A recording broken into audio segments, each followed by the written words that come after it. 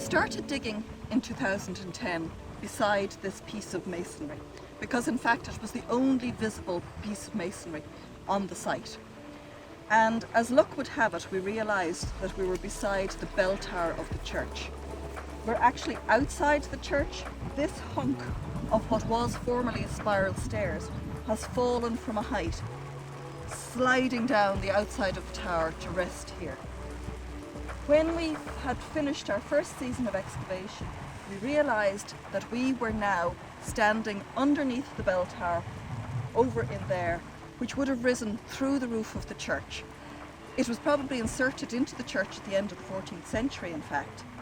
And the church, we have discovered through our 10 seasons of excavation, was a building that was long and narrow, about 50 metres long, running from the west end over there where there was the doorway through along this ridge, the highest point of the site, eastwards beyond that fence where the altar was. The church was divided into two essential parts: the chancel at the east end and the nave at the west end.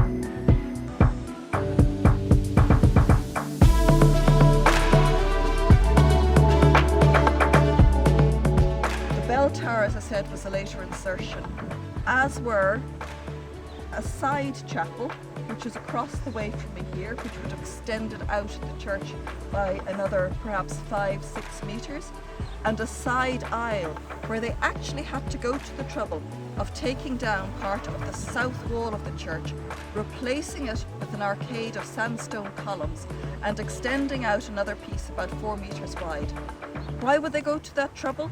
Well, patrons, for one thing, wanted to show their piety by donating to the church, and burial in the church and in the graveyard had become very popular, so being able to accommodate people for funeral masses was probably quite important.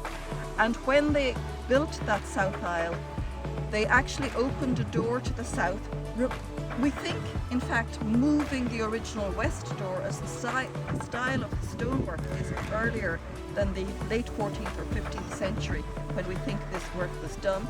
And that doorway opened out to a pathway that went through the graveyard, but that pathway from that door went over pre-existing graves, so we know it was a realigned path and headed south, probably connecting directly into the town itself.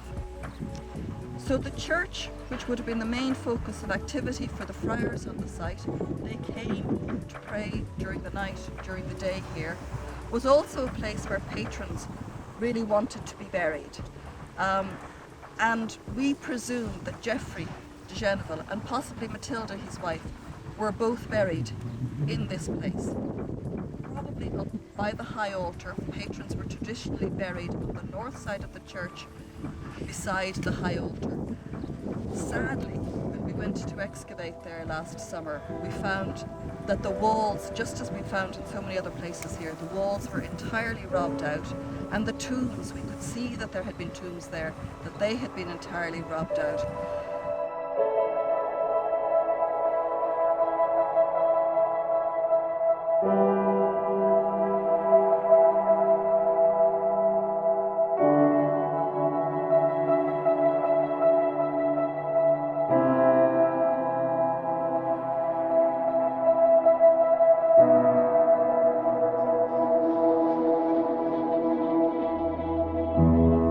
I'm sitting here in the cloister, and I'm actually sitting on the cloister wall, which we have buried to protect it. When we started excavating, we realised that one of the things that we would always have to deal with was the amount of rubble that was actually left over from the demolition.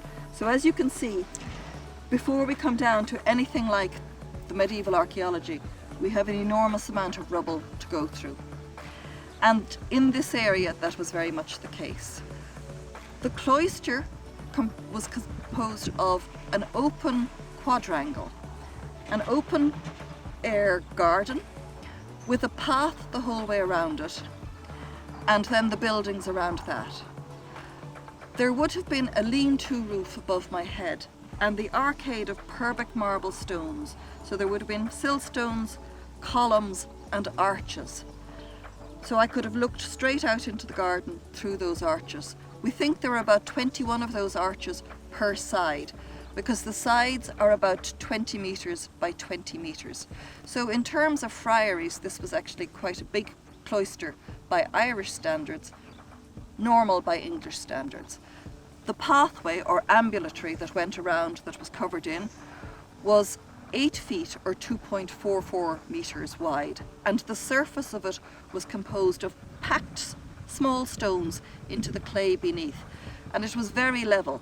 In fact, the extraordinary thing is that where we have excavated the wall and we have the original surface of the limestone wall, the Purbeck marble siltstones, the flat stones on top of the wall, have all been taken away. But the level on that wall has been consistently the same height the entire way round. And this shows the precision with which the cloister was laid out, because those stones, being brought in from the Purbeck quarries in Dorset, were probably cut and shaped before they were shipped to Ireland. And they were simply assembled here, flat pack IKEA cloister, but it meant that everything had to be precise, so that the quarrymen back in Dorset knew precisely the measurements they were working to. So this space would have been the main space for communication in the friary. If you wanted to go from the church to the kitchens, you walked along the east or west ambulatory. If you wanted to go to the stores, you walked along the path. But it was also used as a place to teach, as a place of prayer, as a place to sing in the evenings.